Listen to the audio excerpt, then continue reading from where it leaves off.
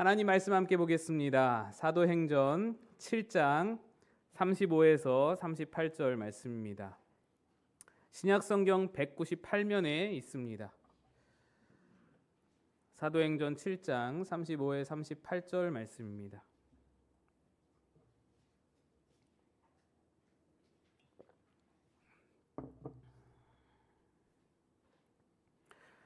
우리 같이 합독하여 읽도록 하겠습니다. 같이 읽기를 시작합니다. 시작.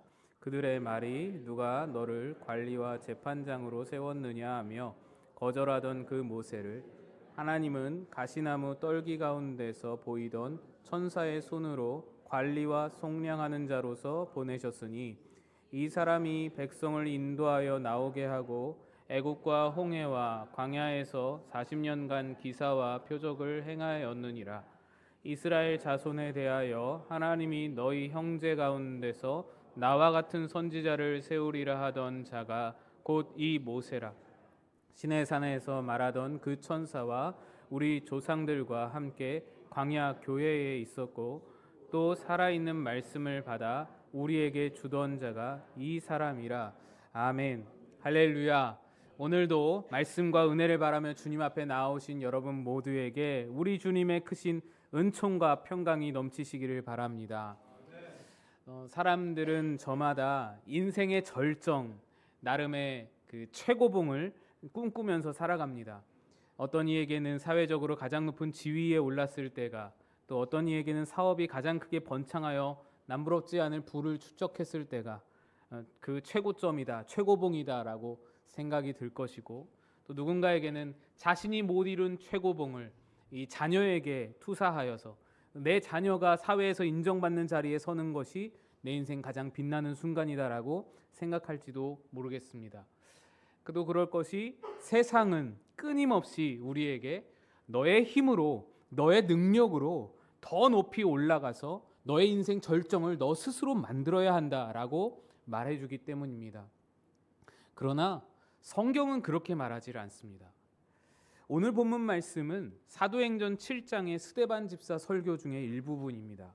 스데반은 우리 잘 아는 초대교회 7집사로 선출된 자입니다. 그런 그가 집사가 되어서 복음을 전하다가 성전과 율법을 모독했다는 거짓 고발로 인해서 공회에 잡혀오게 됐습니다. 공회에서 재판을 받으면서 마지막 변론을 하는 것이 사도행전 7장 전체에 들어 있습니다. 그 마지막 변론을 마치고 이제 투석형을 선고받아서 돌에 맞아 이제 처형되게 됩니다.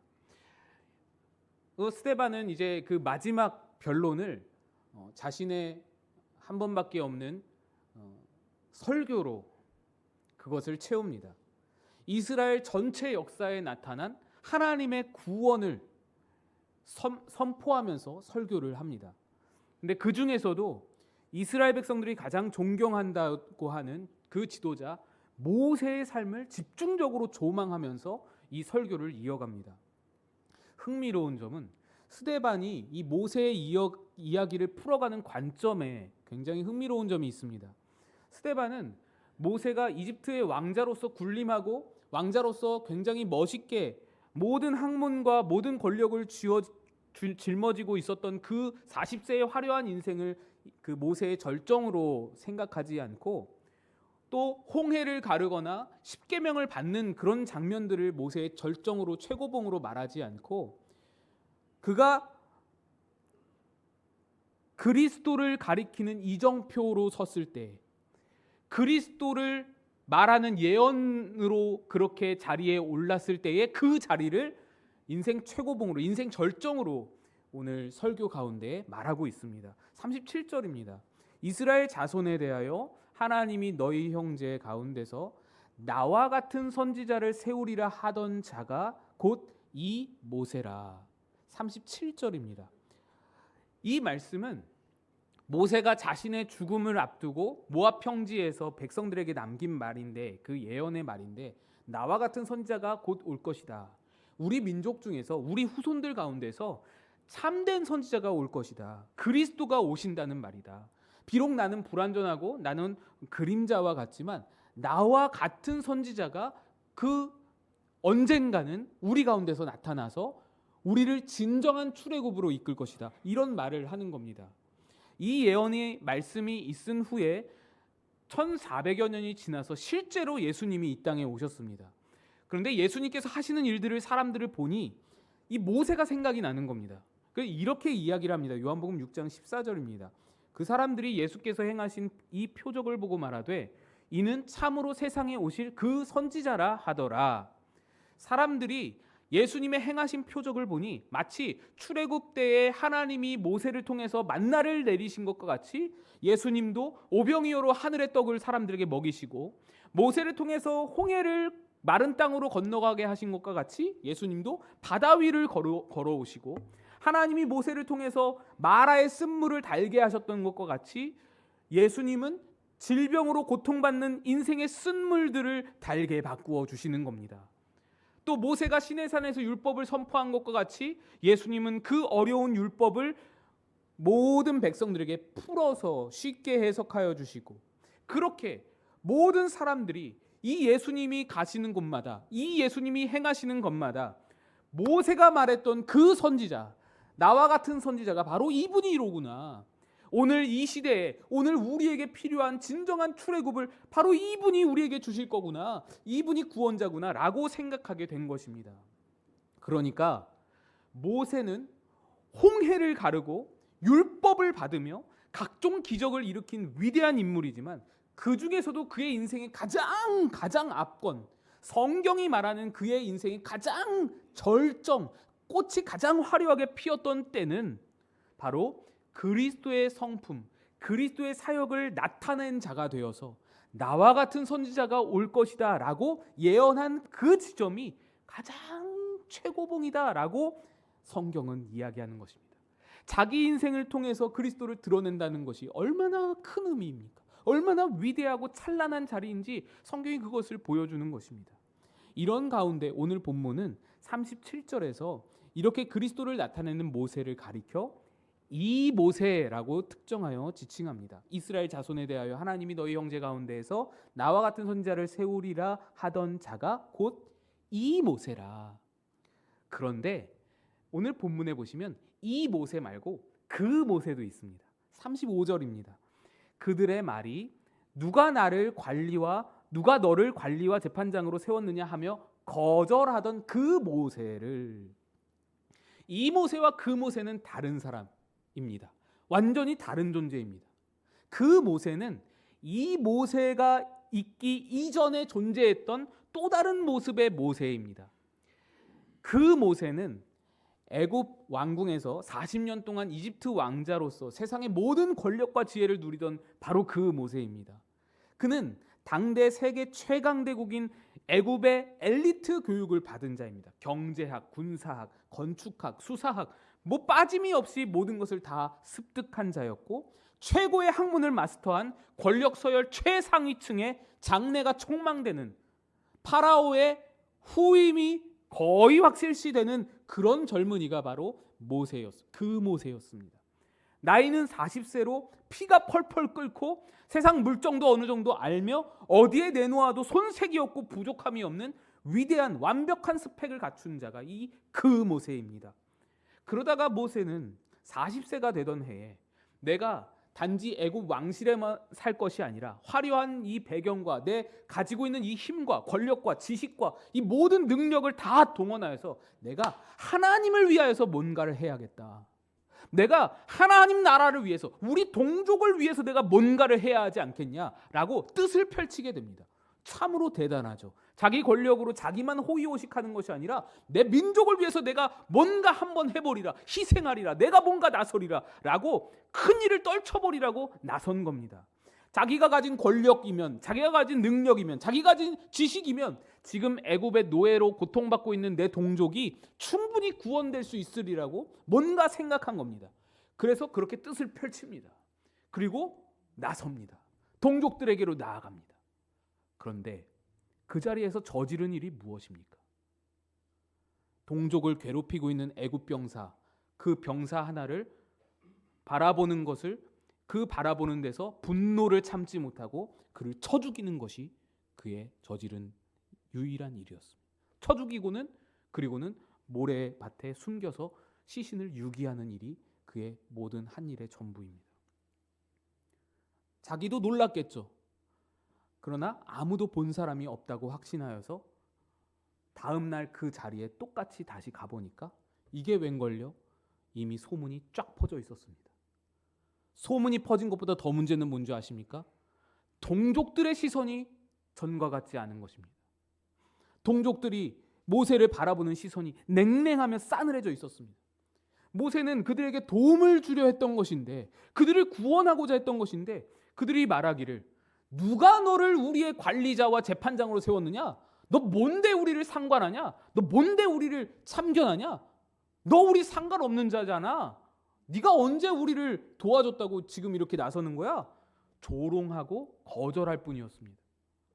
그래서 모세는 도망칩니다. 도망 말고는 방법이 없습니다. 살인자로 궁궐로 돌아갈 수도 없습니다. 동족들에게까지 버림을 받았습니다. 무슨 방법이 있습니까? 도망 말고는 방법이 없습니다. 이것이 오늘 본문이 말하는 그 모세입니다. 그 모세는 인간의 힘의 절정을 보여줍니다. 인류의 역사를, 모든 역사를 통틀어 보아서 이만큼 권력과 지혜와 지식과 모든 능력을 출중하게 갖춘 사람이 얼마 없다고 할 정도로 대단한 것을 가진 자가 그 모세입니다.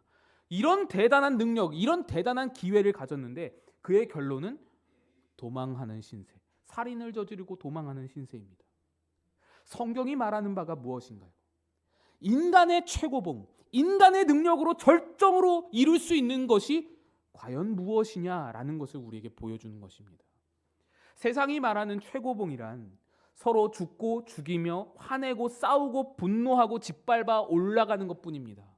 우리가 뉴스를 통해서도 지금 전 세계에 펼쳐지는 일들을 통해서도 우리가 그걸 똑똑히 보고 있습니다.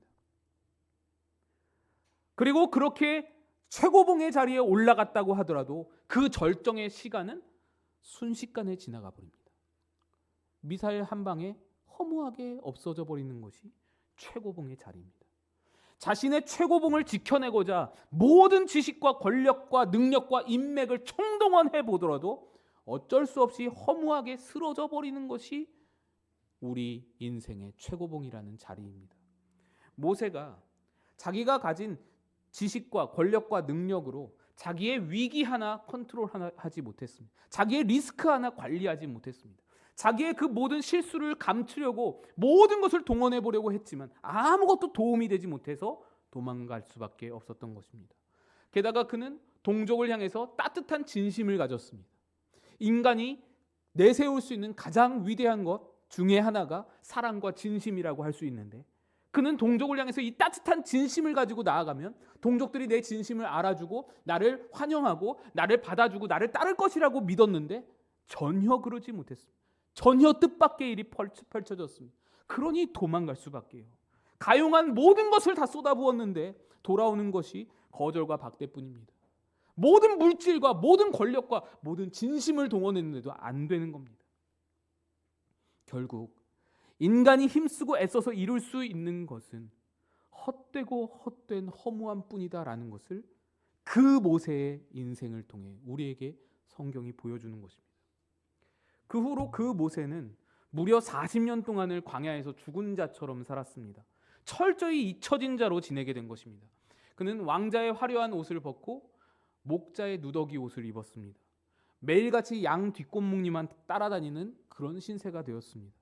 그가 왕궁에서 배웠던 수많은 어떤 리더십 훈련, 그리고 군사학, 건축학, 경제학, 이런 모든 경영학, 이런 것들이 광야에서 양을 치는 데는 아무런 소용이 없었습니다.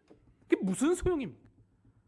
그저 털을 잘 깎는 방법과 광야에 초장이 어디 있는지만 잘 알면 양은 잘 칠 수 있는 겁니다. 그러니까 이 모세는 자기가 배운 모든 지식을 다 썩히면서 지루하고 고단한 그 일상을 매일매일 반복해서 살아가는데 언제까지? 40년 동안을 살아갑니다. 더 이상 히브리 사람과 대화할 기회가 없어서 그는 히브리 말도 다 잊어버렸습니다. 말이 어눌하고 혀가 뻣뻣하다는 얘기가 그 얘기입니다. 한때 세상을 호령할 듯이 펄펄 끓었던 그의 열정은 싸늘하게 식어버렸습니다. 뭐든지 할 수 있다라고 여겼던 자기의 자신감도 더 이상 찾아볼 수가 없게 됐습니다. 아, 내 인생이 이대로 끝이구나. 체념과 절망만 남았을 뿐입니다. 만약에 여러분의 삶에 이런 시간들이 찾아온다면 어떠실 것 같으신가요? 4년도 아니고 14년도 아니고 무려 40년입니다. 우리는 이러한 모세의 40년을 낭비된 시간으로 여깁니다. 하나님이 왜 이렇게 모세를 처박아 두시는가 이해하지를 못합니다. 우리에게 그런 시간이 허락된다면 억울해서 살 수가 없습니다. 분노하죠. 원망하죠. 그때 모세가 힘이 있었을 때, 모세가 할 수 있었을 때에 하나님이 조금만 도와주셨더라면, 그렇지 않습니까? 아니, 모세가 모든 것을 다 갖췄을 때 거기에다가 하나님이 조금만 양념을 뿌려주시면, 하나님이 그 이스라엘 백성들의 마음을 조금만 감동해 주시면 모든 일이 순적하게 이루어지고 위대한 일이 이루어졌을 텐데, 왜 하나님은 그때 역사하지 않으시고 모세를 이렇게 처박아 두십니까? 억울하고 분노하고 원망하게 되는 것이죠. 그러다가 시간이 흐르면 결국 체념하고 포기하는 것밖에는 우리에게 남는 것이 없는 것입니다. 그게 우리의 일반적인 심정입니다. 그러나 여러분, 이 시간들은 결코 의미 없는 시간이 아니었습니다. 이 40년은 그 모세를 지우고 이 모세로 거듭나는 하나님의 공정의 시간이었습니다. 하나님은 그렇게 일하십니다. 사람의 힘이 가장 왕성할 때에 그 사람의 힘을 사용하여서 일하시는 것보다 도리어 그를 절망과 좌절로 몰아가셔서 그의 힘이 다 빠지기를 기다리셨다가 아무것 하나 자기 힘으로 이룰 수 없음을 고백할 때에 그때 비로소 새로운 일을 시작하십니다. 이 40년은 모세를 온유한 자로 만드는 시간이었습니다. 성경에서 온유라는 단어는 우리가 알고 있는 착하고 온순한 그런 의미가 아닙니다. 신약에서 온유라는 말이 쓰일 때에는 헬라어로 온유의 뜻은 길들여지다라는 뜻입니다. 그런데 구약에서의 온유는 또 조금 다릅니다. 구약의 온유는 억눌리고 깨어지고 부서져서 스스로 아무것도 할 수 없이 낮아진 무력한 상태, 그래서 전적으로 하나님밖에는 의지할 수가 없는 상태가 온유라고 표현되는 것입니다. 민수기 12장 3절 말씀입니다. 이 사람 모세는 온유함이 지면의 모든 사람보다 더하더라. 이 말씀이 바로 그런 의미입니다. 모세는 철저히 자신의 무력함을 깨닫고 무너지고 깨어지고 부서져서 자신의 무력함을 깨달을 수밖에 없는 자리에서 하나님을 전적으로 의지하는 자로 거듭나게 돼서, 그래서 온유한 자가 되어 그 세워짐을 위해서 40년을 하나님이 준비시키신 것입니다. 그렇게 40년을 보내고 모세가 80세가 됐습니다. 드디어 하나님이 호렙산의 가시떨기 나무에 불꽃으로 모세를 찾아오셨습니다. 왜 하필이면 가시떨기일까요? 좀 더 그럴듯한 나무 많잖아요. 로뎀 나무도 있고 에셀 나무도 있고 우리 너무 좋아하는 백향목 나무 얼마나 좋습니까? 그렇게 크고 굵고 화려하고 높고 고든 그런 나무들 얼마나 많은데 왜 하필 가시떨기입니까? 사진을 보여주시고요. 이 보시는 사진이 가시떨기 나무입니다. 얼핏 보면 굉장히 울창해 보이죠. 잎이 풍성하고 속이 꽉 찬 나무처럼 보입니다. 하지만 저 잎사귀를 거두어 보면 앙상하고 자잘한 가지들 뿐입니다. 이 가시떨기는 불이 한번 붙었다 하면은 화르륵 다 타버려가지고 금방 타버려서 땔감으로도 쓸 수가 없습니다. 땔감으로 쓸만한 어떤 굵은 가지가 가시떨기 나무에는 없습니다. 그렇다고 어떤 도구로 쓰일 만한 제목도 아닙니다. 여러분 보시다시피 뭔가 볼품이 있지도 않아서 아무도 관심이 없고 쓸모가 없는 것이 바로 이 가시떨기입니다. 하나님이 가시떨기 가운데에 임하신 이유는 바로 그 가시떨기가 모세를 보여주기 때문입니다. 80세에 늙고 지친 모세, 모든 열정과 자신감도 다 사라져버렸고 힘과 능력도 다 잃어버려서 쓸모없고 볼품없는 모세의 모습이 가시떨기와 같기 때문에 하나님이 가시떨기에 불로 임하신 겁니다. 그리고 이것은 우리의 실존을 보여주기도 합니다. 우리는 우리 인생을 대단하고 멋지게 보이게 하기 위해서 최선을 다해서 노력하여서 우리의 잎을 풍성하게 맺습니다. 우리의 겉을 어떻게든 잎으로 풍성하게 우리를 무장하려고 합니다. 하지만 그 잎사귀 안에 감추인 우리의 실제적인 자아는 가시떨기처럼 메마르고 앙상한 가지들 뿐이죠. 마치 크리스마스 트리에 모든 장식들이 있을 때는 화려하고 멋지게 뽐내고 있지만 그 장식들이 다 거치고 나면 앙상한 가지밖에 없는 것처럼 우리는 그 모세처럼 우리의 힘으로 무언가를 할 수 있다고 생각했으나 번번이 실패하는 자들입니다.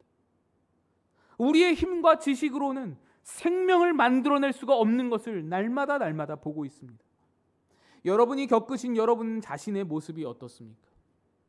내 옆에 있는 사람 하나, 내 가족, 내 배우자, 내 자녀 하나도 온전히 품어내지 못하는 것이 우리의 진정한 모습이지 않습니까? 어느 누구에게도 쉴만한 자리 하나 내어주지 못하는 그것이 우리의 현실입니다. 그게 가시떨기입니다. 가시떨기의 실존입니다.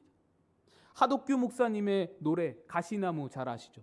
그 가시나무의 가사처럼 쉴 곳을 찾아 지쳐 날아온 어리고 작은 새 한 마리조차도 쉴 만한 자리를 찾을 수가 없는 그 모든 작은 새 한 마리에게도 내 자리를 하나 내어줄 수가 없는 어떤 풍성함도 어떤 넉넉함도 가지지 못한 것이 빽빽하게 가시만 둘러싸여 있는 것이 가시떨기 나무의 적나라한 현실이고 우리의 실존인 것입니다. 그런 가시떨기에 하나님의 불이 임합니다. 그런데 여기서 놀라운 기적이 일어나죠. 본질적으로는 불을 품을 수가 없는 가시떨기입니다. 가시떨기는 금방 화르륵 타버리기 때문에 불을 품고 있을 수가 유지될 수가 없는 것입니다. 근데 이 가시떨기 가운데 불이 임했는데 가시떨기가 타지를 않습니다. 여기에 아주 중요한 영적 의미가 담겨 있습니다. 일반적으로 불이 타오를 때에는 반드시 연료가 필요합니다. 연료가 닿으면 불도 꺼지기 마련입니다. 그러나 가시떨기에 임한 하나님의 불은 나무를 연료 삼아 소진하여서 타오르는 것이 아닙니다. 나무를 태워서 불이 타는 것이 아닙니다. 어떤 조건과 연료가 없이 스스로 타오르는 불이 하나님의 불입니다. 이것은 하나님의 구원 역사와 하나님의 열심이 어떤 인간의 능력과 인간의 조건과 인간의 지혜와 인간의 탁월함에 의존하여 피어오르는 것이 아닌 것을 보여줍니다. 하나님은 우리의 능력을 도구 삼아 우리의 어떤 탁월함을 도구 삼아서 불을 피우시는 분이 아니라 스스로 타오르시는 분이다라는 겁니다. 우리 모세를 부르시는 이 장면, 떨기나무에 불로 임하신 후에 모세와 대화하시는 장면에 보면 모세가 하나님께 이름을 묻죠. 그때 하나님이 뭐라고 대답하십니까? 나는 여호와다, 스스로 있는 자다라고 대답을 하십니다. 스스로 있는 자라는 말도 스스로 타오르는 불과 똑같은 의미입니다.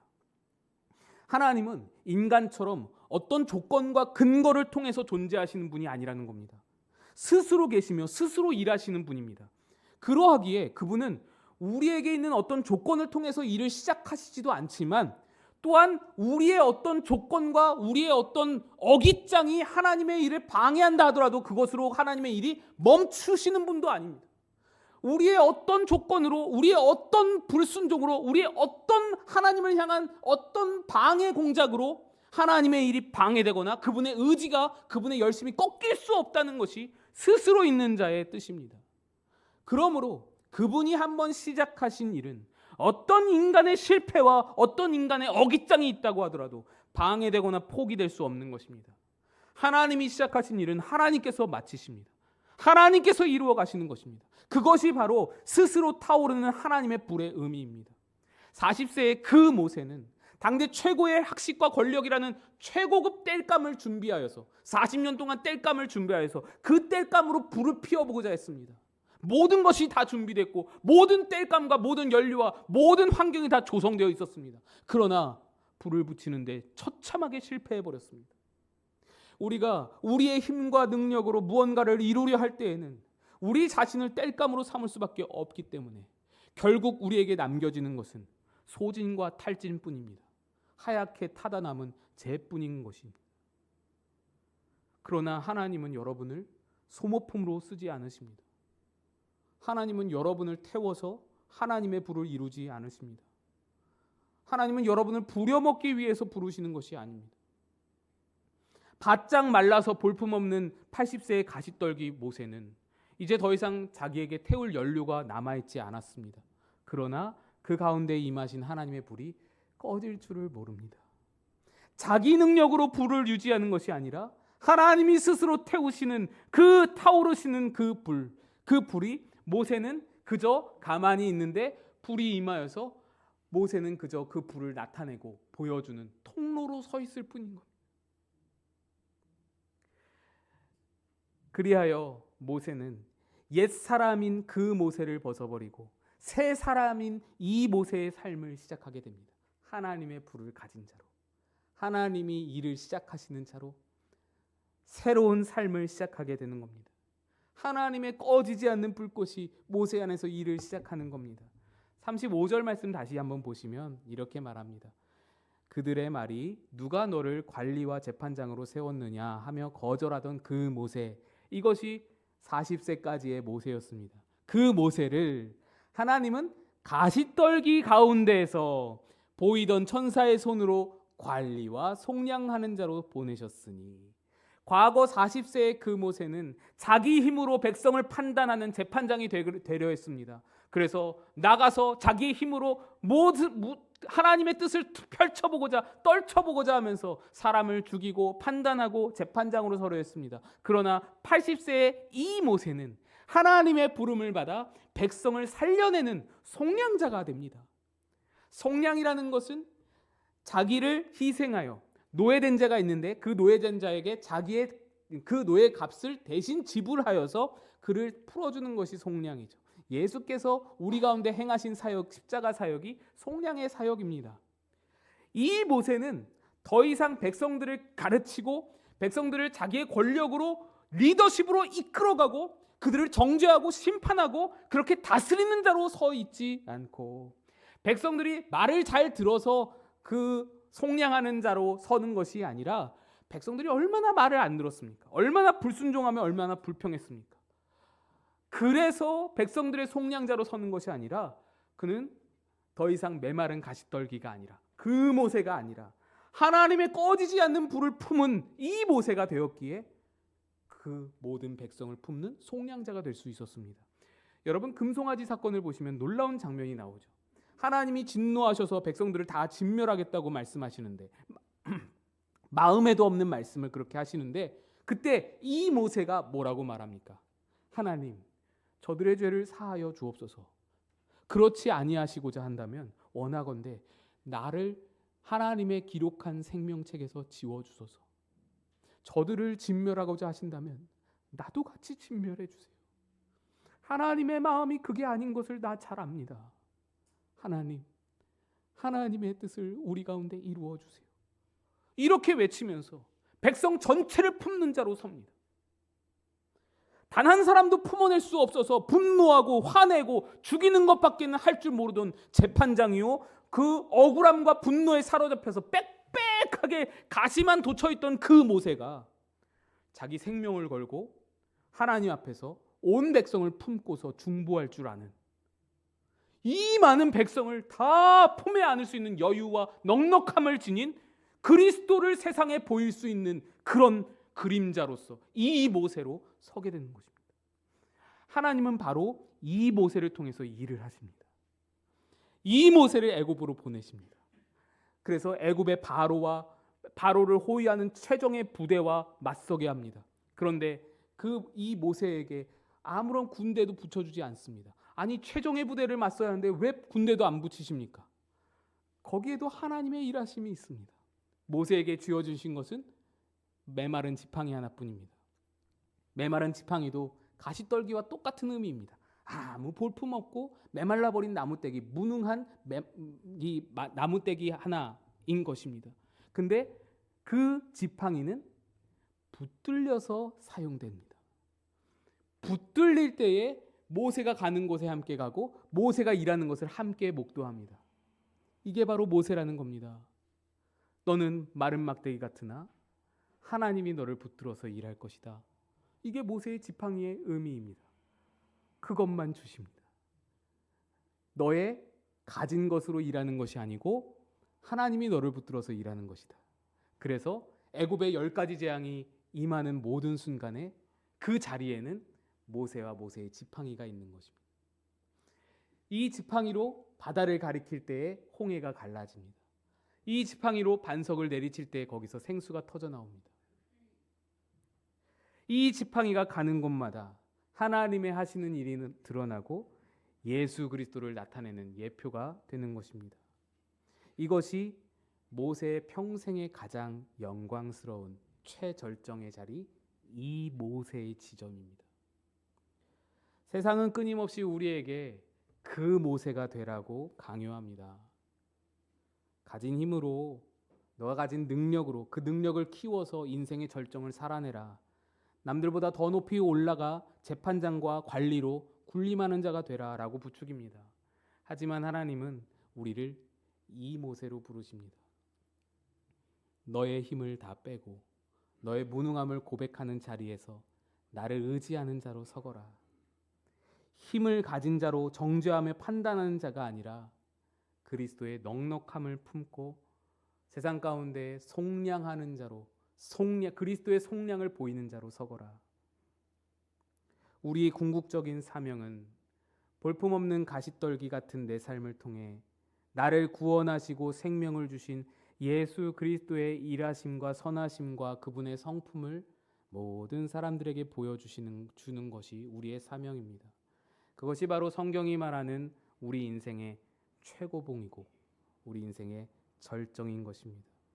여러분 모두가 오늘 이 말씀을 붙드시고 자기 힘만 의지하여 자기 고집으로 이루고자 했던 그 모세의 삶에서 벗어나 하나님의 다루심과 하나님의 빚어가심을 통해 하루하루 지날수록 더욱더 예수 그리스도를 세상에 보여주는 이 모세의 삶으로 우리 인생 가장 영광스러운 그 최고봉의 자리로 나아가는 여러분 모두가 되시기를 주님의 이름으로 간절히 축원드립니다.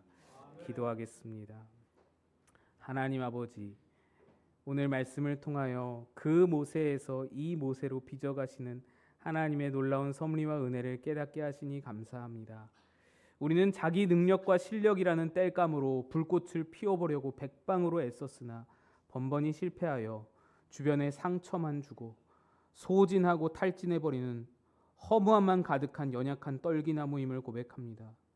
이제 메마르고 앙상한 우리에게 하나님의 꺼지지 않는 불로 임하여 주시기를 소망합니다. 오직 하나님의 열심이 내 안에서 타오를 때에 나를 살릴 뿐 아니라 내게 붙여주신 모든 사람을 살게 하며 십자가의 속량을 보여주고 그리스도의 성품을 나타내는 자리에 이를 수 있음을 고백합니다. 우리도 그렇게 이 모세로 살아가게 도와 주옵소서. 하나님의 빚어가시는 시간들을 원망과 불평으로 허비하지 않게 하시고 나를 만드시는 소중한 시간으로, 가치 있는 시간으로 여겨 고난과 역경도 하나님의 열심 안에 있음을 바라보고 넉넉히 이기는 자 되도록 우리를 인도하여 주옵소서. 예수님 이름으로 기도드리옵나이다. 아멘.